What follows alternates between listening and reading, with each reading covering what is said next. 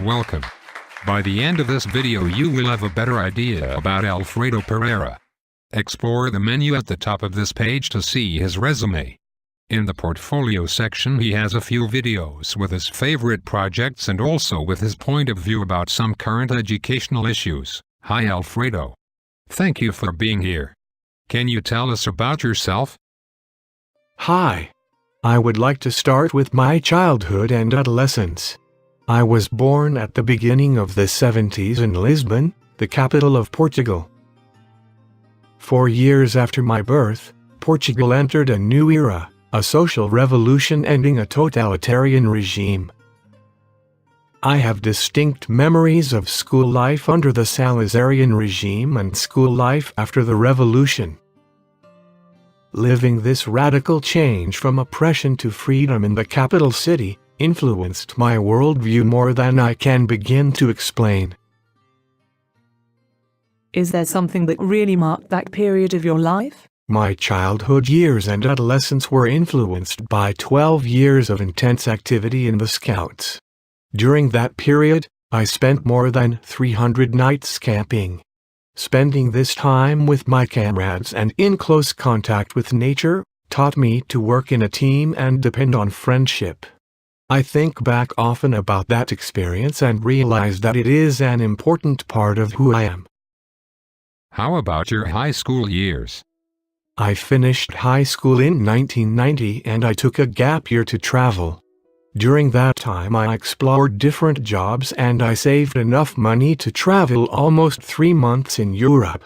30,000 kilometers of train helped me cover almost all of the European Union. These 3 months were immensely important in that period of my life. Experiencing so many different cultures and languages in such a brief period was amazing. They say that Portugal seems like it's at the end of the world, dangling on the edge of Europe.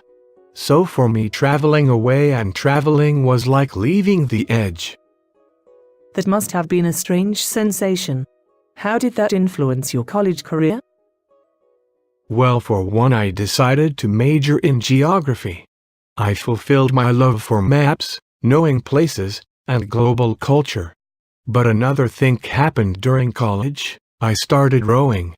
A true team sport with no stars, everyone in unison. It is a very mechanical feeling.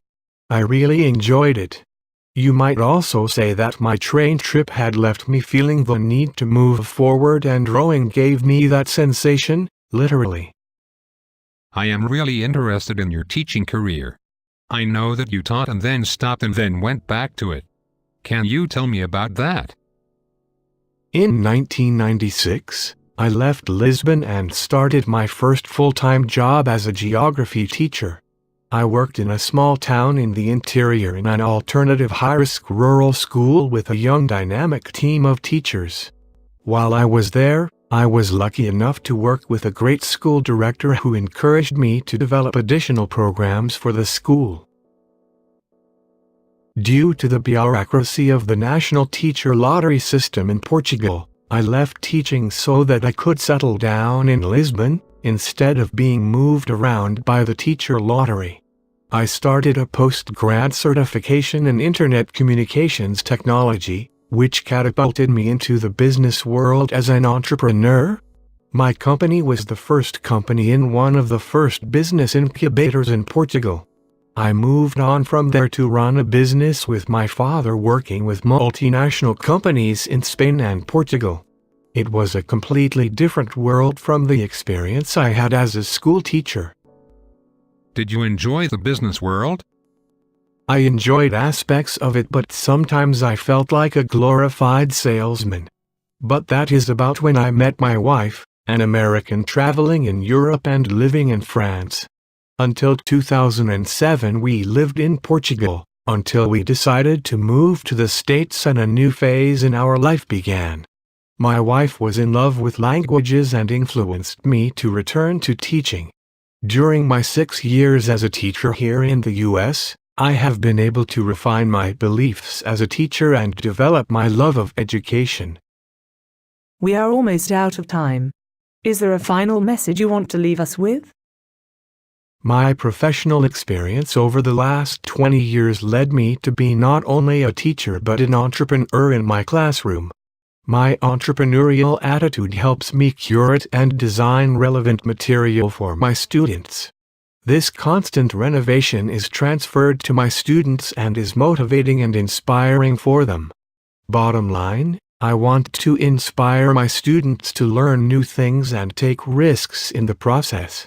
I don't want them to be afraid of change because change is inevitably a part of their future. Thank you for your time.